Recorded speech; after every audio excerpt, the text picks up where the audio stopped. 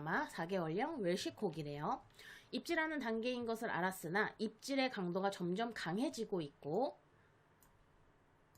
같이 있는 노견에게도 입질을 하고, 근데 요건 아마 공격성보다는 같이 놀자는 표현일 것 같아요. 요 입질이라는 게 이제 해석에 따라서 정말 다양하게 해석이 되거든요.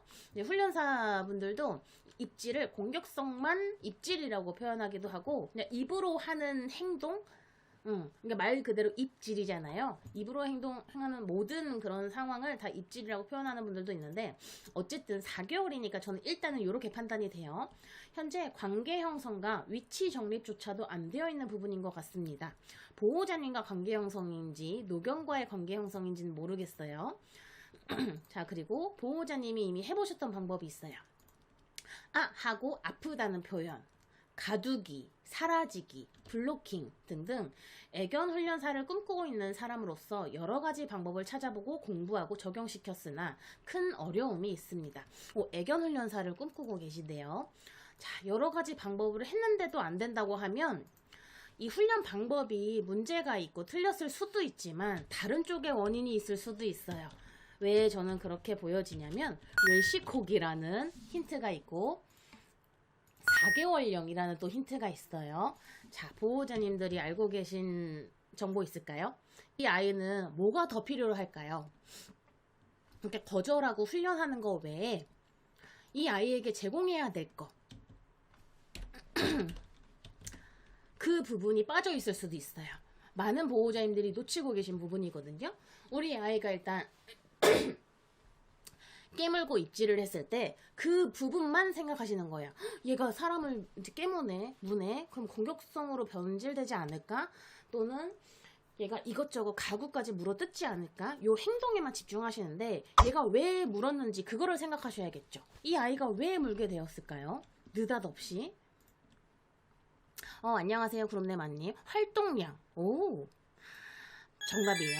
저희 강아지랑 똑같은 상황이네요. 뭘 해도 안 돼요. 잘 들어왔네요. 잘 들어오셨어요. 보호자님들이 생각하시는 아이의 활동량과 아이가 필요로 하는 활동량이 차이가 있게 되면 어떠한 거절을 해도 잘 안 되는 경우가 많아요. 물론 아이의 그 활동량을 무조건 맞춰서 다 제공하기가 현실적으로 어렵긴 하지만 그래도 한번 체크해 보실 필요가 있다는 거예요. 그래서 제가 보기에는 웰시코기 4개월이면 보호자님이 생각하시는 것보다 보다 많은 양을 필요로 할 거라고 생각이 들거든요. 근데 그 양이 충족지 않아서 아무리 많은 거절을 해도 이 아이가 못 받아들이는 거 아닐까. 거절을 하시는 게 맞아요. 근데 그거랑 동시에 아이가 필요로 하는 거는 충족해 주셔야 돼요. 그럼 따라서 뭘 해주셔야 될까요? 알고 계시는 것들이 또 많죠. 실내에서 해주셔야 될 거. 노즈워크, 또 터그놀이, 놔, 기다려를 동반한.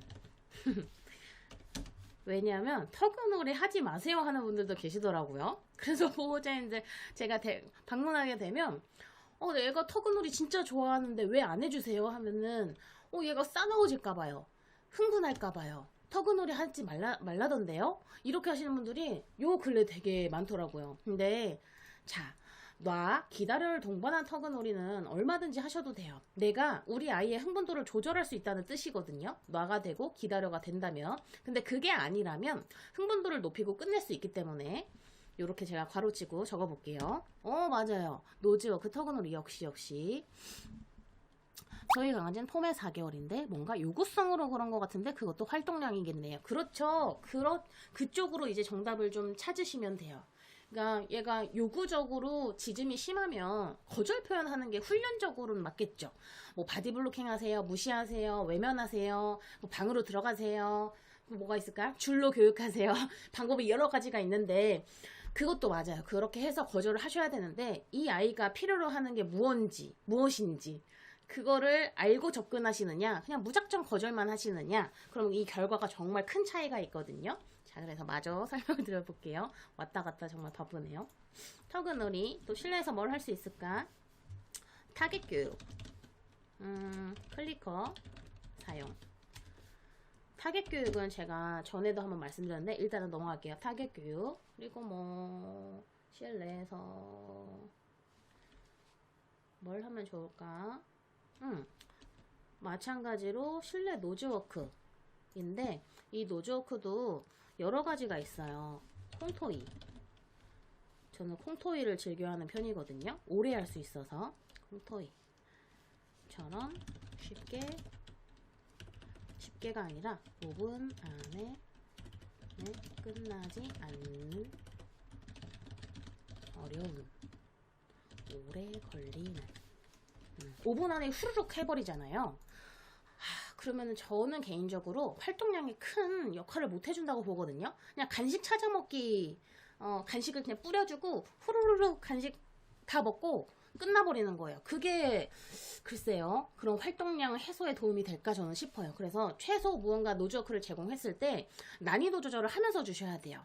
그냥 제공하고 5분 안에 끝나버리고 이제 노즈워크 했으니까 이거 활동량 해소가 됐겠지 라고 생각하시는 게 아니라 제공하시고 최소 20분 정도는 아이가 혼자 뭐 물고 뜯고 하면서 어떠한 수단과 방법을 가리지 않고 해도 상관이 없거든요. 물고 뜯고 냄새 맡고 발 쓰고 찾아가면서 하는 노즈워크를 제공하는데 제가 이제 개인적으로는 그냥 그 코담요 너무 간단하게 제공될 수 있는 거 말고 만들어서 주라고 많이 말씀드리거든요. 그래서 인터넷에 양말 노즈워크라고 치시면 한 10가지, 20가지 정도를 이렇게 영상 찍으신 분들이 있더라고요. 하는 방법을. 그래서 저도 그거를 보고 많이 참고하는데, 그래서 우리 아이가 뭐 예를 들어서 코담요를 제공했는데 5분 안에 끝난다. 그러면 실생활에서 만들어주실 수 있는 방법이 되게 많아요. 뭐 페트병도 있고, 수건을 한번 묶어서 그 안에 숨겨놓기도 하고, 양말 사용하기도 하고, 등등.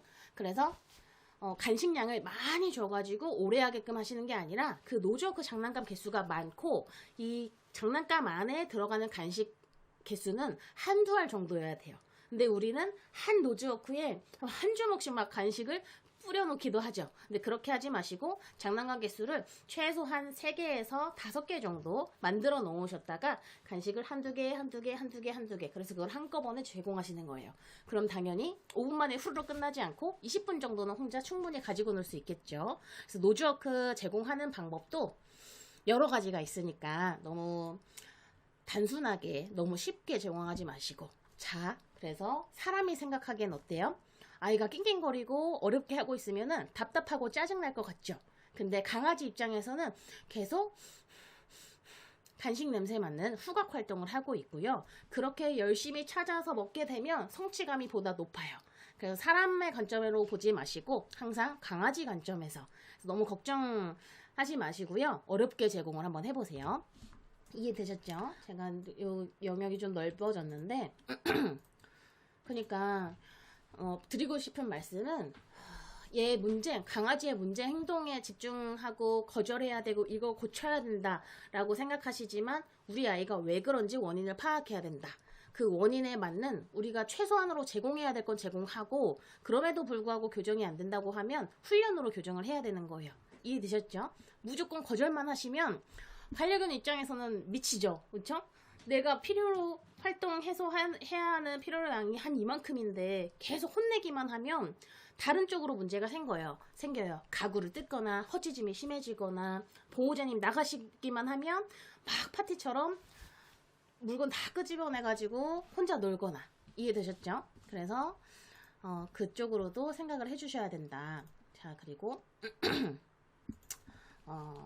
외부에서 뭐 산책량, 산책 시간 느려주기. 이때는 빠른 걸음, 천천히 걷는 거 말고요. 속보라고 하죠. 속보로 걷는 게 강아지들이 좀 체력 소모가 많이 되거든요. 확 뛰면은 사람이 너무 지쳐버리잖아요. 그래서 천천히 걷는 거 말고요. 경보, 속보. 빨리 걸어가지고 아이의 에너지 소모를 빨리 해소시켜 줄 수 있도록 그렇게 산책 습관 그리고 방법을 좀 바꿔보세요. 천천히 냄새 맡고 이거 따라가지고 기다려주고 하는 게 아니라 앞에 보고 그냥 쭉 걷는 거예요. 시간을 정해놓고요. 내가 오늘 30분을 산책에 소모할 수 있다. 그러면 30분 동안 빠른 걸음으로 쭉 돌아보세요. 그럼 우리 아이들 금방 지쳐요. 근데 우리가 30분을 천천히 여기 가지고 저리 가지고 기다려주고 하기 때문에 산책을 해도 그리 큰 에너지 소모가 안 됐을 거예요. 그래서 산책 방법을 좀 바꿔보시는 거. 리드줄을 짧게 하고 해야 하나요? 무조건 짧게 잡으실 필요는 없어요. 근데 뭐 좁은 도로이거나 그럼 또는 우리 아이의 저 흥분도가 높거나 하면 당연히 좀 짧게 잡아가지고 내 옆에 뭐 허벅지 옆쪽에 딱 붙인 상태에서 걸어주시는 게 좋겠죠. 안 그러면 긴 리드줄이 긴 상태로 왔다 갔다 할 수 있으니까. 빠른 걸음을 할 땐 어차피 노즈워크를 허용하는 시간이 아닌 거니까요. 굳이 긴 줄 길이가 길게 사용하실 필요는 없을 것 같아요. 아이고 죄송해요. 잠시만요.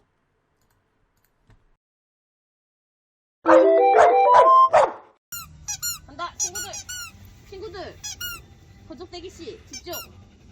거적대기 집중. 간다람보